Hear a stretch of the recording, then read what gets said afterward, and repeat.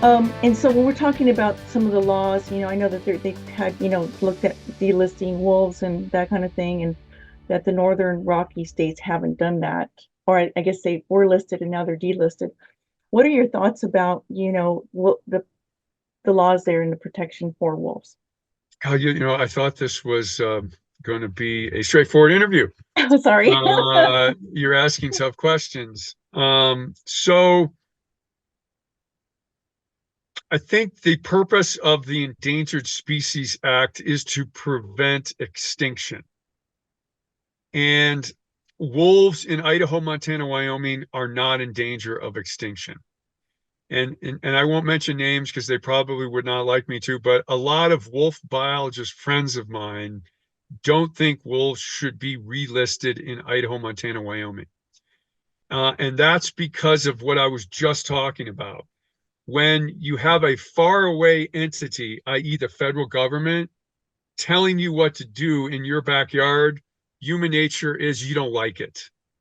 So having wolves managed by local people is always better than having wolves managed by people in Washington, D.C. or Denver.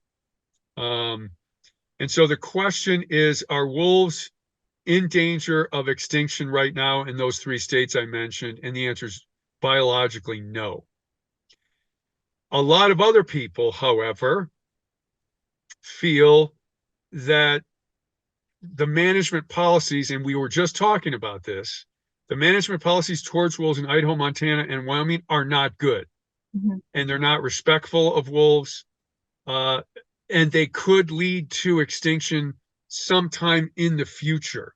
So we better do something now. And those folks want wolves relisted, basically because they think the states are doing a bad job. Right. Because killing wolves in Idaho, Montana, Wyoming is really easy, as I just discussed. But Idaho and Montana are right there. I mean, Montana allows hunting at night with lights. It allows baiting wolves. It allows snaring wolves. Idaho, in some places, has almost year-round hunting. They're going to allow aerial hunting. They're putting bounties on wolves. And a lot of people feel that's too much killing. And so if the states aren't going to be responsible caretakers, they shouldn't have the authority to manage wolves, and it should go back to the faraway powers. That is the dynamic there, and that's what's creating the conflict.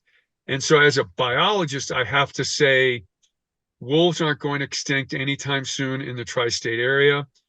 Are they being killed a lot so wolves aren't living in their natural family units? Yes, that's true too. So I'm of the mind that the management policies need to be revised by the states. I don't know how you get them to do that because they're kind of dug in too, but not have the wolves relisted yet because this is a cultural biological problem. And that's really hard to explain. So I hope I'm doing a good job with that.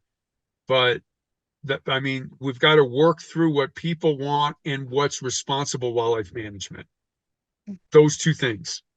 Well, Doug, I couldn't help myself but ask you additional questions since I have you. So, so no, we just wanted to know what your thoughts were on that, because I've heard so many, sides saying we need to relist them. Why are the wolves treated differently in the northern states versus the other states, and so that was the basis of that question.